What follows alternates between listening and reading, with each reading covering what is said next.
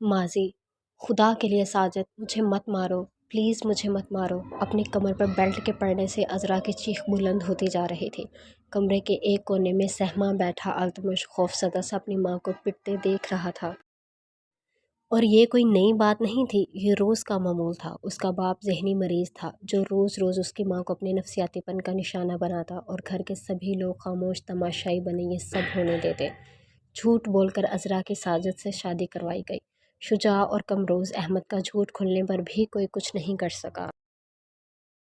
وہ دونوں بھائی ساجد کو سمجھانے کے بجائے اسے مزید بڑھاوا دیتے اور وہ ان کی شے پر جانور سے بھی بدتر سلوک عذرا اور التمش کے ساتھ کرتا۔ التمش کے معصوم ذہن میں اپنے دونوں تایا کے کیے صرف اور صرف نفرت تھی، حد سے زیادہ نفرت۔ ساجد کے ساتھ ساتھ وہ دونوں بھی اس کی ماں کے برابر کے قصوروار تھے۔ روز روز کی مار اور ذلت برداشت کرتے کرتے عذرا تھک گئی تھی اور پھر ایک دن ساجد نے تمام حدیں پار کر دیں۔ گرم سلاخ سے اس نے عذرا کی کمر داغ دی کیونکہ شجاع نے اس پہ یہ الزام لگایا تھا کہ وہ شجاع احمد کو اپنی محبت کے جال میں پھنسانے کی کوشش کر رہی ہے۔ ساجد نے مار مار کر عذرا کو ادھموا کیا تھا۔ برستی بارش میں عذرا اور التمش کو ان لوگوں نے گھر سے نکال دیا۔ زخموں سے چور عذرا روڈ پر گھسیٹتی جا رہی تھی۔ وہ دونوں ماں بیٹے نہیں جانتے تھے ان کا ٹھکانہ کہاں ہوگا۔ عذرا کے باپ نے 2 شادیاں کی تھیں۔ پہلی بیوی سے ان کے 2 بچے تھے، صابر اور سمینہ، جبکہ دوسری سے عذرا اور ایک عذرا کا بھائی۔ چھوٹے بھائی کے وقت عذرا کی ماں مر گئی تو وہ سوتیلی ماں کے رحم و کرم پر آ گئی اور پھر بڑے ہو کر باپ کا سایہ بھی ان سے چھین گیا۔ ساری زندگی خوشیوں کو ترستی رہی اور پھر ساجد کے ساتھ شادی کے بعد ان کی زندگی پہلے سے بھی بدتر ہو گئی۔ انہی سوچ میں گم وہ برستی بارش میں روڈ کے بیچوں بیچ چلتی جا رہی تھی کہ انہیں پیچھے سے گاڑی کا بجتا ہارن بھی سنائی نہ دیا۔ گاڑی ان کے پاس آ کر رکی تو وہ ہوش میں آئی اور ہوش میں آتے انہوں نے ایک خالی نظر گاڑی سے اترتے علی یار کو دیکھا اور ہوش و حواس سے بیگانہ ہو گئیں۔ انہیں جب ہوش آیا تو خود کو ہسپتال کے کمرے میں پایا۔ علی یار ان کے پاس ہی بیٹھے تھے جبکہ ان کا اپنا سگا بھائی التمش کا ہاتھ تھامے پریشان نظروں سے اپنی بہن کو اس ادمری حالت میں دیکھ رہا تھا۔ عذرا کی دماغی حالت ٹھیک نہیں تھی، وہ بالکل ہی خاموش ہو گئی تھی۔ زندگی میں پہلے ہی مشکلات اتنی تھی کہ ایک دن خبر آئی کہ ساجد مر گیا، عذرا بیوہ ہو گئی، مگر یہ خبر سنتے ان کی آنکھوں سے ایک آنسو بھی نہیں گرا۔ وہ بے حسی کی انتہا پر تھیں۔ ایسے میں علی یار نے ان سے شادی کا فیصلہ کیا۔ عذرا راضی نہیں تھی مگر انہیں راضی ہونا پڑا اور ان کا یہ فیصلہ غلط ثابت نہیں ہوا۔ علی یار نے ان کی زندگی میں خوشیاں بھر دیں۔ انہیں اس بات سے بھی غرض نہیں رہی کہ علی یار کی فیملی انہیں پسند نہیں کرتی، ان کے لیے علی یار کی محبت، ان کا ساتھ کافی تھا۔ مہمت کی پیدائش کے بعد ان کی زندگی میں خوشیوں کی بہار اتر آئی۔ وقت گزرتا گیا اور التمش اور مہمت ایک ساتھ بڑے ہونے لگے۔ مہمت کی پیدائش کے سالوں بعد خدا ان پر ایک بار پھر مہربان ہوا اور مہمت کے 10 سال بعد ان کے گھر ایک بار پھر خوشخبری آئی، مگر یہ خوشی ان کی زندگی کی آخری خوشی تھی۔ عذرا کے یہاں بیٹی کی پیدائش ہوئی مگر وہ بچی ان کی گود میں آنے سے پہلے ہی ان سے چھین لی گئی۔ ان کی بچی کو اغوا کر لیا گیا تھا۔ علی یار غصے سے پاگل ہو گئے تھے۔ انہوں نے ایڑی چوٹی کا زور لگا دیا مگر وہ اپنی بچی واپس نہیں لا سکے۔ اپنی معصوم بچی کے غم میں گھلتی عذرا نے علی یار کی باہوں میں دم توڑ دیا۔ علی یار کی زندگی کی ساری خوشیاں اجڑ چکی تھی۔ ایسے میں ان کا دھیان التمش اور مہمت سے بھی ہٹ گیا۔ مہمت کو سب پیار کرتے تھے مگر التمش اس پیار کو ترستا رہا۔ اور پھر ایک دن علی یار گھر سے باہر گیا تو اس کا جنازہ ہی گھر میں آیا۔ حویلی میں کوہرام مچ گیا تھا۔ زندگی نے بہت بھیانک کھیل کھیلا تھا۔ اپنی ماں کو کھونے کے بعد التمش نے اپنے باپ کو بھی کھو دیا تو وہ اپنے ماموں کے ساتھ ان کے گھر آ گیا۔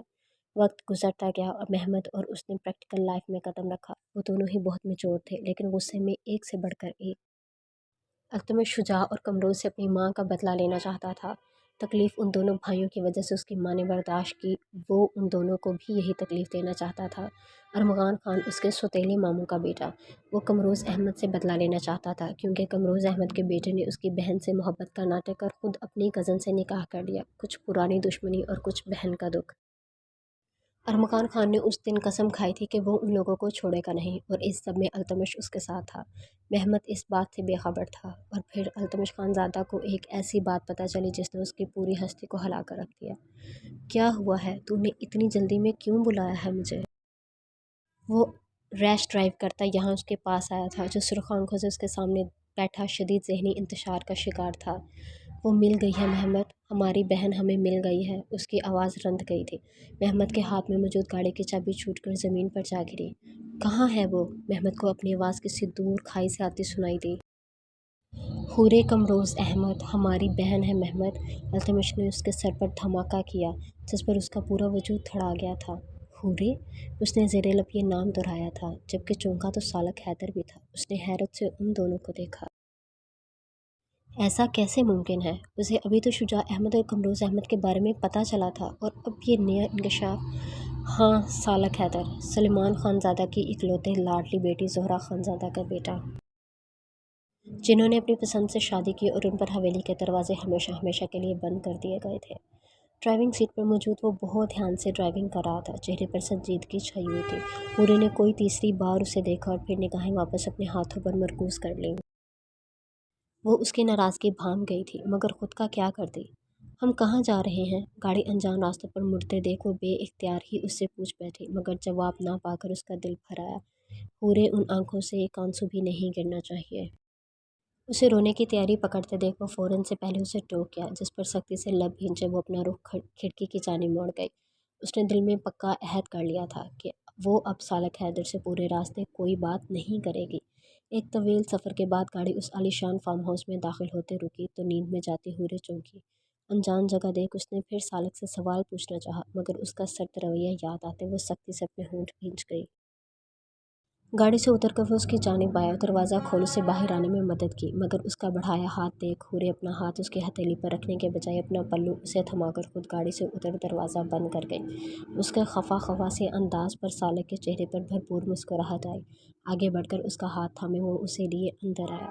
اتنا خوبصورت فارم ہاؤس دیکھ حورے کی آنکھوں میں ستائش ابھری۔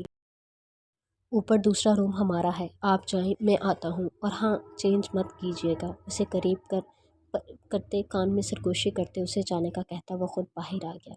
وہ اپنی میکسی سنبھالے سالک کے بتائے کمرے میں داخل ہوئی تو کمرے کا فسون خیز ماحول دیکھ اس کا دل دھڑکا۔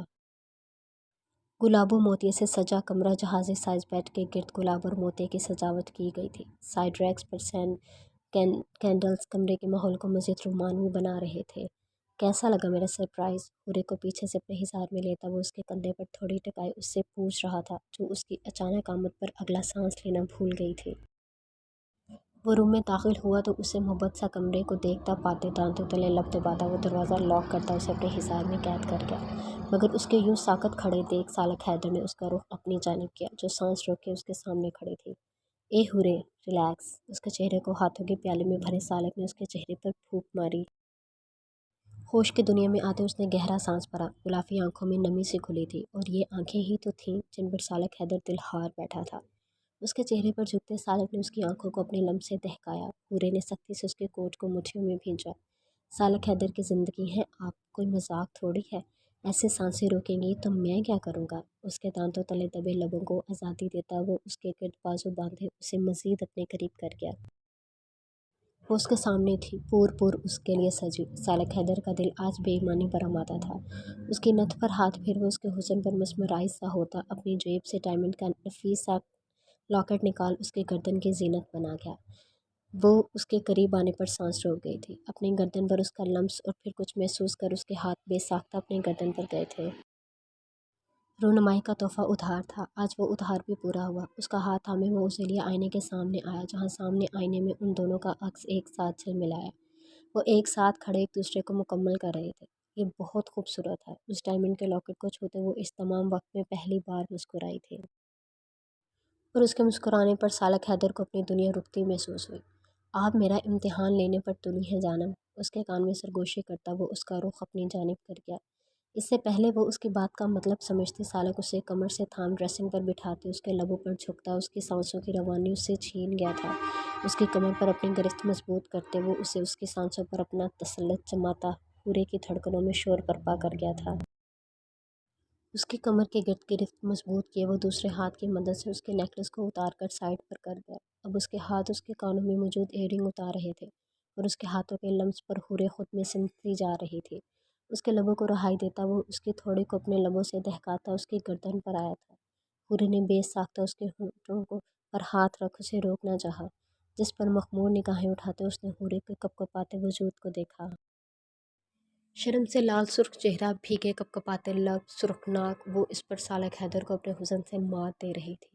क्या हुआ? हैदर उसके सीने पर सर रख उसने बहुत अलग अंदाज में उसे पुकारा। रिलैक्स जानब। उसके कमर से हिलाते सालक ने उसके सर पर टिका दुपट्टा उतार कर एक साइड पर रखा तो हया से वो मज़ीद उसमें सिमटी। उसकी घबराहट और शर्म देख वो होले से मुस्कुराता उसे अपनी बाहों में कैद के बेड की जानिब बढ़ा तो हूरे के रहे सहे औसान भी ख़ता हुए थे। उसे बेड पर लटाते वो खुद कोट उतार कर एक तरफ रखता अपनी शर्ट के बटन खोल वापस से उस पर झुका था तो उसके करीब आने पर सख्ती से आंखें मीच गईं। ऐसे जुल्म करेंगी तो बंदा कहाँ जाएगा? उसके कान के लोगों को लबों से छूते वो अपने लबों से छूता उसकी गर्दन तक आया था। गर्दन से होता उसकी थोड़ी को छूते हुए उसकी सांसों पर कब्जा जमाते उसे अपनी बाहों के हिसार में लिए रफ्ता रफ्ता उसकी सांसें पी रहा था। उसके नरमी भरे लम्स पर हूरे ने अपनी बाहों का हिसार साले की गर्दन के गिर्द बांधा। उसकी पेशकदमी पर वो उस पर दिलो जान से निसार होता उसे खुद में भींच गया। उसकी सांसों को आज़ादी देते उसने मखमूर निगाहों से अपने रंग में रंगी हूरे को देखा। गहरे सांस लेती वो अपनी सांसें हमवार कर रही थी। अपनी शर्ट साइड रखते सालक ने आगे बढ़कर कमरे में जलता वाहिद बल्ब भी बंद किया और हूरे पर झुकते वो एक बार फिर उसे अपने हिसार में कैद कर गया।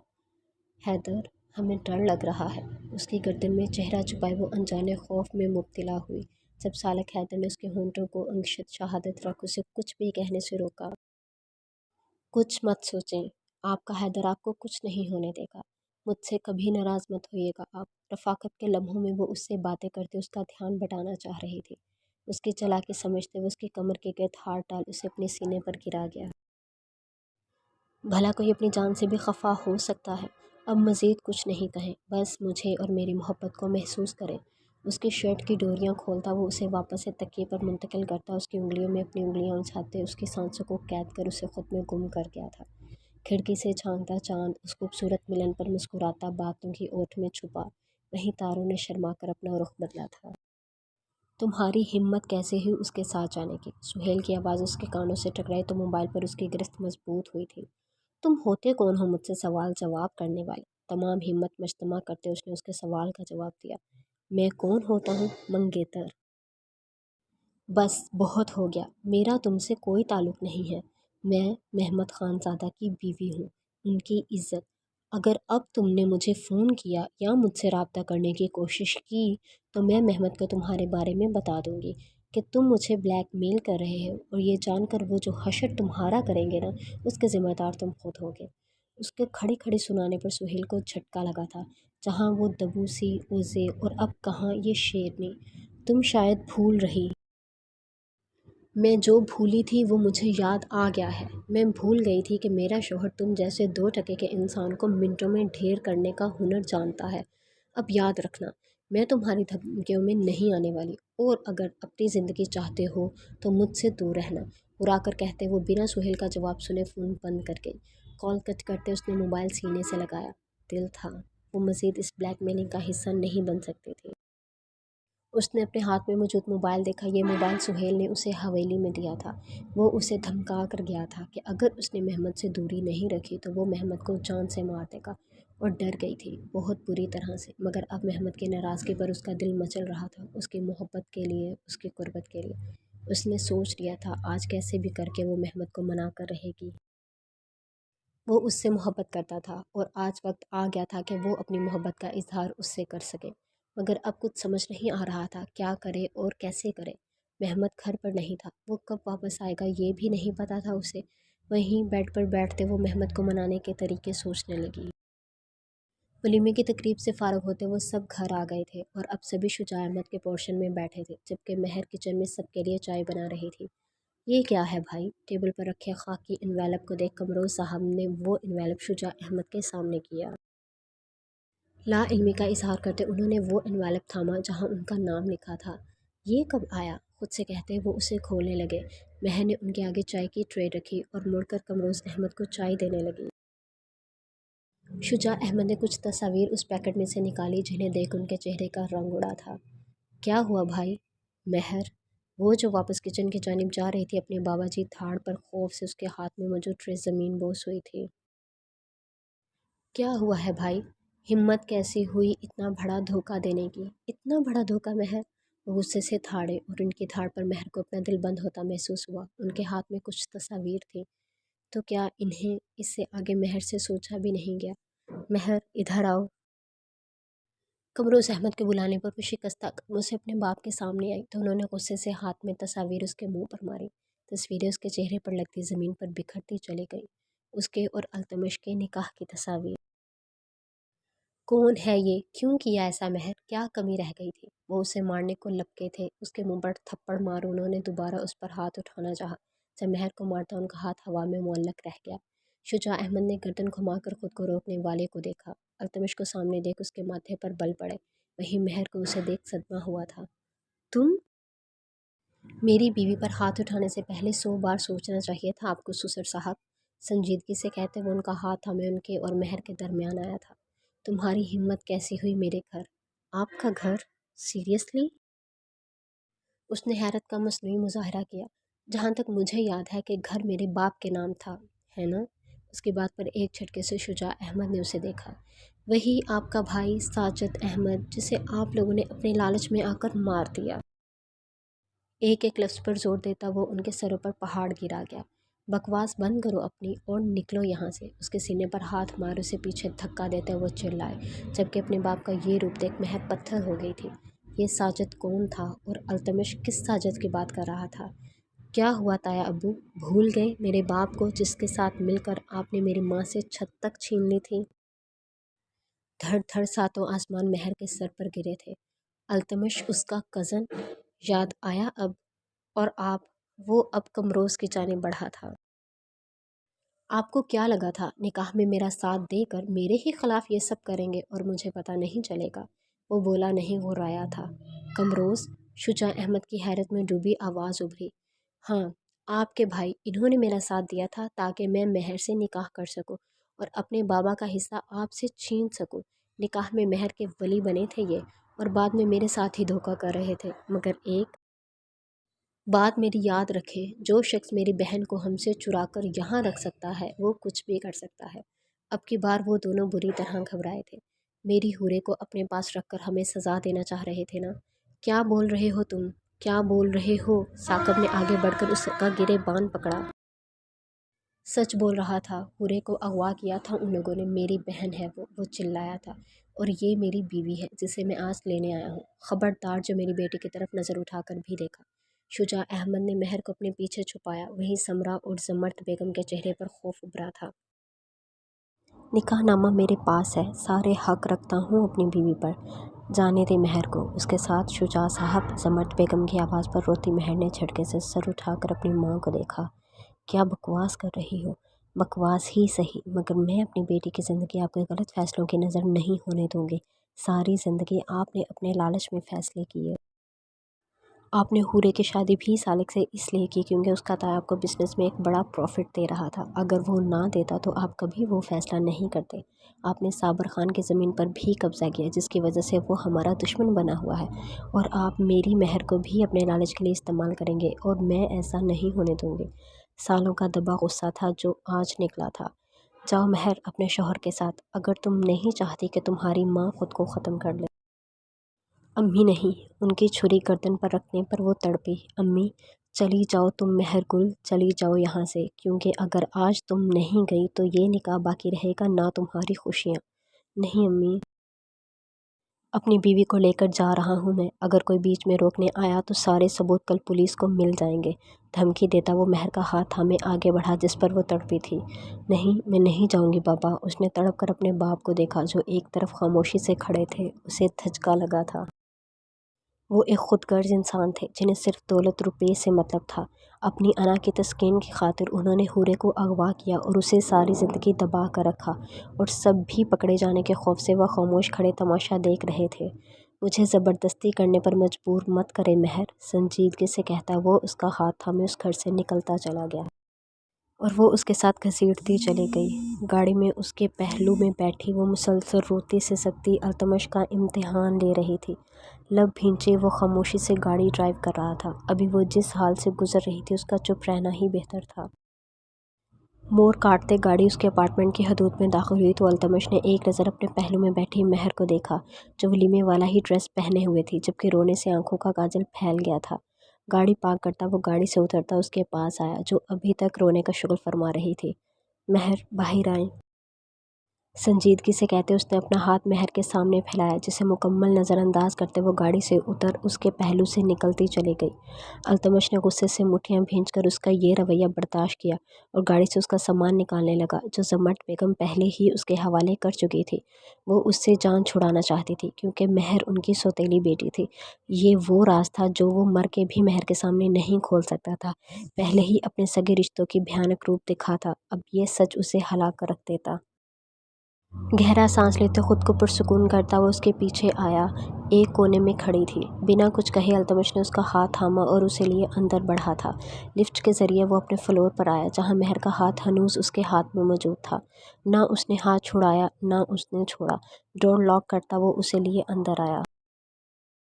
महर ने फ़ौरन से अपना हाथ उसकी गिरफ्त से अलग किया था, जिस पर अल्तमश ने एक नज़र उसे देखा और फिर दरवाज़ा लॉक कर अपना कोट उतार कर सोफ़े पर फेंक खुद सोफ़े पर बैठते अपने कफ खोला आस्तीन ऊपर चढ़ा गया।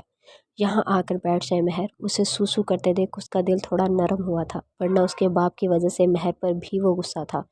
मुझे नहीं आना आपके पास, आप बिल्कुल भी अच्छे नहीं हैं। हाथ की पुछ से आंसू पूछते वो गुस्से से चिल्लाई, जिस पर अल्तमश के माथे पर बल पड़े थे। अपनी जगह से उठता वो उसके सामने आकर खड़ा हुआ। उसके करीब आने पर वो बिदक कर पीछे हुई, मगर उसके कमर के गिर्द हाथ बांध उसे अपने करीब खींचते अल्तमश ने उसकी ये कोशिश नाकाम बनाई थी। मेरे ही घर में, मेरे ही निकाह में होकर मुझसे ही पनाह लेना आपको भारी पड़ सकता है मिसेस अल्तमश। उसके भीगे गाल से अपना गाल रगड़ता वो महर को साकत कर गया। ये क्या बद इससे पहले वो अपना जुमला मुकम्मल करते अल्तमश झुककर उसके लबों को छूते पीछे हुआ, और उसके इस अमल पर महर की आंखें बड़ी हुई थी। पूरे जिस्म में एक करंट सा दौड़ा था। तुम्हारी हिम्मत कैसी हुई ये वाहियात। इससे पहले वो अपनी बात पूरी करती, उसके बालों में हाथ फंसाते वो उसकी कमर के गिर्द अपनी गिरफ्त मजबूत कर उसे अपने करीब करता, उसके लबों पे झुकता उसके लफ्ज़ों को पी गया था। उसके हिसार में कैद वो बेबस सी मज़ाहमत करने के काबिल भी नहीं रही थी। उसके होंठों का जाम पीते वो मदहोश सा उसके वजूद पर छा गया था। महर ने सख्ती से अपनी आंखें बंद की, जबकि अल्तमश मदहोश सा उसके चेहरे पर झुका अपनी मनमानियों पर उतर आया था। महर ने पूरी ताकत लगाकर उसे खुद से दूर करना चाहा, मगर नाकाम रही। जितना दूर करना चाहेंगी उतना ही पास होऊंगा, फिर शिकायत भी आपको होगी। उसकी कमर पर गिरफ्त मजबूत करते वो जो मायनी लहजे में कहता महर को आग लगा गया। पूरी कुव्वत से उसे पीछे धकेलती वो उसकी पहुंच से दूर हुई। बस, बहुत हो गया। समझ क्या रखा है आपने मुझे? कोई खिलौना हूँ जो पहले उठाकर अगवा कर लिया और अब ये सब? क्या लगता है इस तरह मेरे बाप को मेरे सामने बुरा बनाकर पेश करेंगे तो मैं मान लूँगी? होंगे वो दुनिया की नज़र में बुरे, मगर मेरे लिए वो मेरे बाबा हैं। आई समझ? पास रखे वास पर हाथ वो उसे ज़मीन बोस कर गई थी। महर, क्या महर? हाँ, क्या महर? आप तो खुश होंगे ना अल्तमश साहब कि आपके दुश्मन की बेटी खुद को बेबस महसूस कर रही है। वो तकलीफ़ में है। आंसू लड़ी की सूरत उसका चेहरा भिगो रहे थे। अल्तमश के दिल पर खंजर सा चला था। महर, खबरदार जो अपनी ज़ुबान से मेरा नाम भी लिया हो। उंगली उठाकर उसे वार्निंग देते वो पीछे होते दीवार से जा लगी। अल्तमश ने संजीदगी से उसे देखा। अगर उसकी जगह कोई और होता तो वो कब का उसे अच्छे से समझा चुका होता कि अल्तमश खानज़ादा से इस तरह बात करने का अंजाम क्या होता है। मैंने आपका कोई फ़ायदा नहीं उठाया है, मेरा मकसद सिर्फ तुम्हारी हिफाजत। ऐसे करते हैं आप सबकी हिफाजत, उनसे निकाह करके उसके साथ ये गंध। कुछ कहते कहते उसने सख्ती से अपने लब आपस में भींचे। अच्छा ठीक है, नहीं सुनना चाहती तो मत सुनो, लेकिन खुदा के लिए रोना बंद करो। वो झंझलाहट का शिकार हुआ था। नफ़रत करती हूँ मैं आपसे, नफ़रत अल्तमश, गुस्से से कहती वो भागकर सामने वाले कमरे में बंद हुई थी। अल्तमश ने गहरा सांस भरा, अपने माथे पर बिखरे बाल पीछे किए। अब एक नया मरहला शुरू हो गया था। वो रात गए घर में दाखिल हुआ था। अल्तमश महर को लेने गया था। वो जाना चाहता था, मगर अल्तमश ने उसे रोक दिया। शुजा अहमद महर का रिश्ता तय कर रहे थे, और जिस तरह वो ये सब कर रहे थे उनका कोई भरोसा नहीं था। वो कल के कल ही महर का रिश्ता पक्का कर देते। गहरा सांस हवा के सुपुर्द करता वो अपने शर्ट के ऊपरी बटन खोलता किचन में आया। घड़ी रात के 3 बजा रही थी। उसे ओज़े का ख्याल था, मगर आज उसे अपनी बहन से मिलना था। वो कैसे ना जाता? अपनी सोचों में गुम वो कमरे में आया तो कमरे में अंधेरा छाया हुआ था। उसका इरादा चेंज करने का था। इससे पहले वो अपने इरादे पर अमल करता तो दो नरम बाजू पीछे से उसके गिर्द बंधे थे। वो चौंका था, मगर अपने ही परफ्यूम की खुशबू महसूस कर चेहरे पर संजीदगी छाई। ہاتھ ہٹائیں اوزے، سختی سے کہتے وہ اس کا دل خوف میں مبتلا کر گیا۔ ہمت تو کر لی تھی مگر اس کے ریاکشن کے لیے بھی اسے تیار رہنا تھا۔ اوزے نہیں، میں نہیں ہٹاؤں گی، ضدی لہجے میں کہتے وہ اس کی پشت پر اپنا ماتھا ٹکا گئی، اور اس کی یہ حرکت محنت خاندادہ کو بڑی بھاری پڑی تھی۔ جتنا وہ خود کو اس سے دور رکھنا چاہتا تھا اتنا ہی وہ اس کے قریب آتی جا رہی تھی۔ میری ایک بات آپ کو سمجھ نہیں آ رہی ہے اوزے، دور ہٹیں۔ اس کے ہاتھ کھولتا وہ ایک جھٹکے سے دور ہوتے لائٹس آن کر گیا تو کمرے میں موجود گلاب دیکھ اسے دھچکا لگا تھا۔ کیا ہے یہ سب؟ آخر کیوں یہ سب حرکتیں کر رہی ہیں آپ؟ وہ چیخا نہیں تھا مگر ضبط سے اس کا چہرہ سرخ ہو گیا تھا۔ میں آپ سے معاف کیوں؟ اب اجازت مل گئی آپ کو اس انسان سے جس کی وجہ سے آپ نے مجھے ہوس پرست کہا تھا؟ محمد، خبردار اوزے جو مجھے صفائیاں دی نہیں چاہیے مجھے آپ سے کچھ بھی، سمجھ آئی آپ کو؟ اگر میں آپ کو یہاں لایا ہوں تو اس کا یہ مطلب نہیں کہ میں نے آپ کو معاف کر دیا، اس لیے میں بہت اچھے سے جانتی ہوں آپ کیوں مجھے معاف نہیں کر رہے۔ مت کرے بہانے بازیاں محمد خان زادہ، سمجھ آ گیا ہے مجھے سب۔ اس کی بات کاٹ وہ غصے سے چلائی۔ محمد نے حیرت سے اس کا یہ روپ دیکھا۔ کیا مطلب ہے اس بات کا؟ مطلب بہت صاف ہے، میرا جب تک میں دور تھی آپ کو مجھ سے محبت تھی، مگر اب آپ کے نکاح میں ہوں تو آپ کو مجھ سے کوئی محبت نہیں ہے، اور ہوگی بھی کیوں ایک ایسی لڑکی جس کے ساتھ اسی کے منگیتر نے زیادتی کرنے کی کوشش۔ اوزے، وہ بولا نہیں دھاڑا تھا، مگر دوسری جانب وہ جیسے آج سارے حساب بے باک کرنے پر تلی تھی۔ کیا اوزے؟ ہاں کیا اوزے؟ کچھ غلط بولا میں نے؟ ٹھیک تو بولا، ختم ہو گئی ہے آپ کی محبت، بس یہی آپ کی محبت تھی جو نکاح ہوتے ہی ختم، اور میں چلی تھی ہمارے درمیان سب ٹھیک کرنے، لیکن اچھا ہوا جو سب میرے سامنے آ گیا کہ آپ مجھ سے کوئی محبت نہیں کرتے۔ بہت شکریہ محمد خان زادہ میری آنکھیں کھولنے کے لیے۔ وہ بولتی جا رہی تھی اور مسلسل بولتی روتی جا رہی تھی۔ اوزے میری بات، محمد نے آگے بڑھ کر اس کا ہاتھ تھاما جو وہ بری طرح سے چھٹک گئی۔ اوزے بس ہو گیا، اسے بازو سے تھام کر اپنے قریب کرتے وہ بے بس ہوا تھا۔ وہ شاید کبھی اس سے خفا نہیں ہو سکے گا، اس کا ایک ایک آنسو محمد کو اپنے دل پر گرتا محسوس ہوا تھا۔ چھوڑے مجھے، نہیں دیکھنا چاہتی میں آپ کی شکل۔ اس کی گرفت میں مچلتے وہ مسلسل مزاحمت کر رہی تھی۔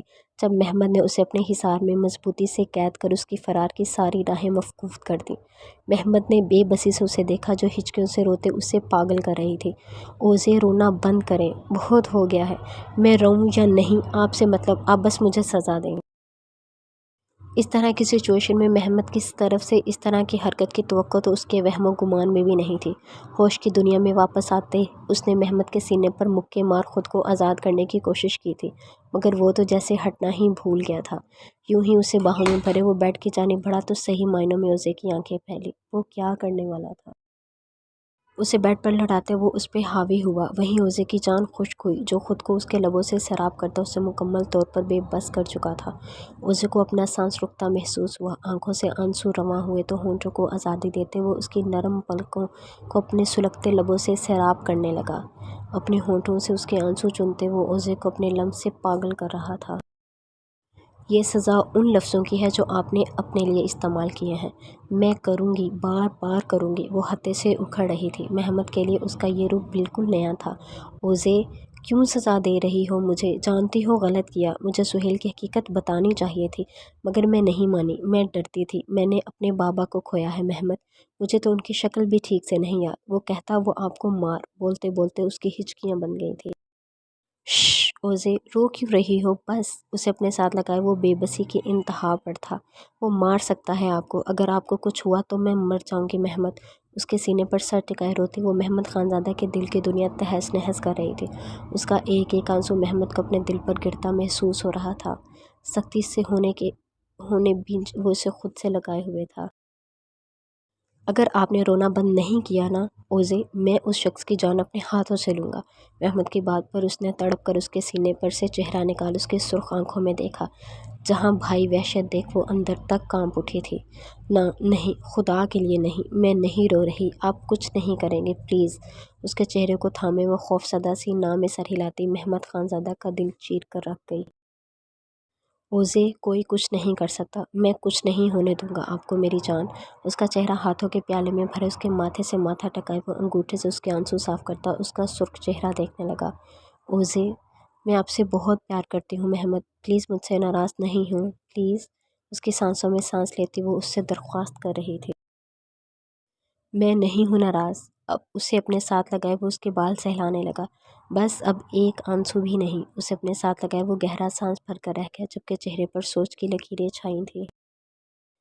پھولوں کی مسور کن خوشبو نے پورے کمرے کو مہکایا ہوا تھا۔ کمرے میں آتی چاند کی روشنی فسوں خیز ماحول کو مزید رومانوی بنا رہی تھی۔ حورے کے وجود میں کھوئے سالک حیدر کی توجہ بجتے موبائل نے کھینچی تھی۔ ماحول کا فسون لمحوں میں ٹوٹا۔ اس نے ایک نظر اپنی قربت سے سرخیوں میں گھلی حورے کو دیکھا جو ایک بار پھر اس کے دل کو دھڑکا گئی تھی۔ اس کا ارادہ کال نظر انداز کرنے کا تھا مگر بار بار بجتے فون پر حورے نے لرزتی پلکوں کی چلمن اٹھا کر اسے دیکھا اور پھر موبائل کی جانب دیکھا۔ گہرا سانس پر سائڈ ہوتے اس نے موبائل اٹھایا مگر وہاں جگمگاتے نمبر کو دیکھ سالک کے کشادہ ماتھے پر بل پڑے۔ وہیں چہرے پر سنجیدگی چھائی تھی جسے دیکھ حورے کا دل گھبرایا تھا۔ حیدر، کپ کپاتی آواز اور اپنا نام سن وہ ہولے سے مسکرا دیا۔ کچھ لمحے پہلے آیا غصہ جو گھنٹوں بعد بھی ٹھیک نہیں ہوتا تھا اس کی ایک پکار پر جھاگ کی طرح بیٹھا تھا۔ موبائل سوئچ آف کرتے وہ اس کی طرف کروٹ لیتا اس کے سر کے نیچے اپنا ہاتھ رکھ اسے اپنے مزید قریب کر گیا جس پر حورے کے معصوم چہرے پر حیا سے سرخیاں گھنی تھیں۔ جھک کر اس کے لبوں کو چھوتے وہ پیچھے ہوا جب حورے نے بغور اس کا چہرہ دیکھا۔ حیدر، اس کا ہاتھ اپنے ہاتھ میں لیے اس نے اپنی انگلیاں اس کی انگلیوں میں الجھائیں تو اس کے عمل پر حیدر چونک اٹھا۔ جی، آپ کو کوئی بات پریشان کر رہی ہے نا؟ اس کے فکر مند انداز پر مسکراتے اس نے نفی میں سر ہلایا۔ پھر آپ اتنی چپ کیوں ہو گئے؟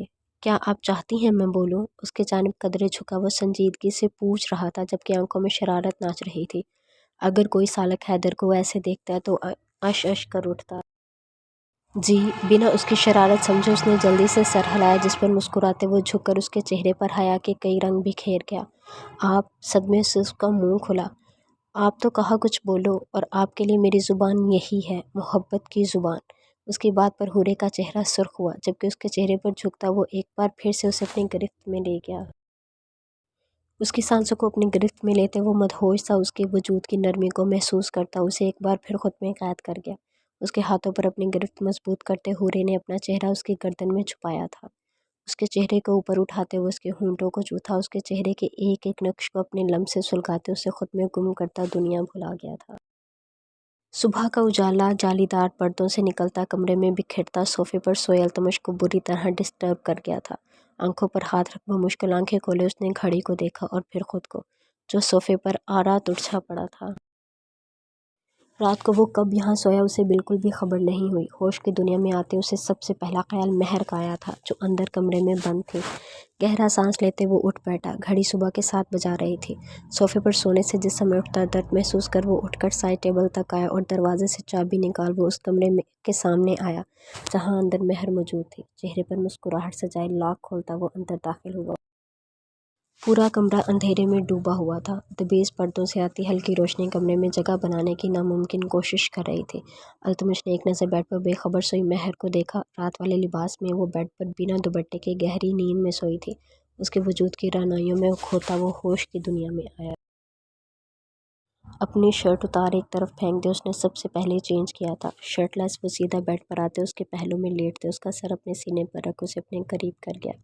نازک نرم و ملائم وجود نے اس کے جذبات کو بری طرح بھڑکایا تھا جن پر بند باندھتے وہ اس کے ماتھے پر لب رکھتے سکون سے آنکھیں موند گیا۔ آنکھوں پر پڑتی سورج کی روشنی اس کی نیند میں خلل پیدا کیا تھا۔ مندی مندی آنکھیں کھول اس نے گھڑی کو دیکھا اور پھر اپنی باہوں میں سمٹی حورے کو جو اس کی شرٹ میں موجود اس کے چہرے پر مسکراہٹ بکھیر گئی۔ اس کی شدتوں سے اس کا چہرہ ابھی تک لال سرخ ہو رہا تھا۔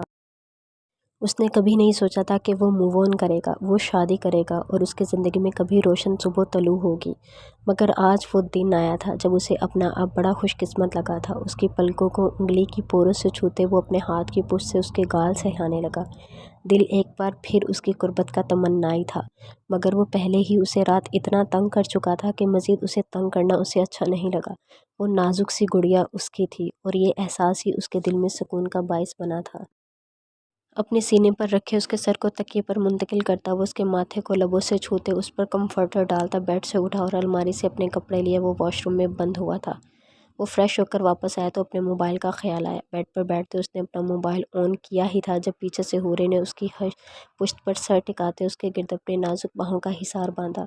چونک کر سالک نے حیرت سے اسے دیکھا اور پھر کھل کر مسکرا دیا۔ وہ نیند میں تھی، اگر جاگ رہی ہوتی تو ایسی جسارت کبھی نہ کرتی۔ موبائل واپس سائڈ پر رکھتے اس نے حورے کو آگے کر اسے مکمل اپنے حصار میں لیتے بیک گراؤنڈ سے ٹیک لگا لی۔ تبھی اس کا موبائل ایک بار پھر بجنا شروع ہوا تھا۔ وہ جانتا تھا کون اسے اتنے میسج کر رہا تھا، اسے یہ قصہ بھی ختم کرنا تھا۔ وہ بالکل نہیں چاہتا تھا کہ حورے کسی بھی قسم کی بدگمانی کا شکار ہو۔ حورے جان اٹھ جائیں، ہمیں گھر کے لیے بھی نکلنا ہے۔ چہرے پر آئے بال کو پیچھے کرتا وہ نرمی سے اس کے گال سہلانے لگا۔ نم ہاتھوں کے لمس پر حورے نے سرخ ہوتی آنکھیں کھول ایک نظر سالک کو دیکھا اور پھر اس کے شرٹ لیس وجود کو۔ اس سے لگی وہ بکھری سی حالت میں موجود تھی۔ لمحوں میں اس کے چہرے کا رنگ سرخ ہوا تھا، جس پر قہقہ لگاتے سالک نے اسے مزید خود میں بھیجا تھا۔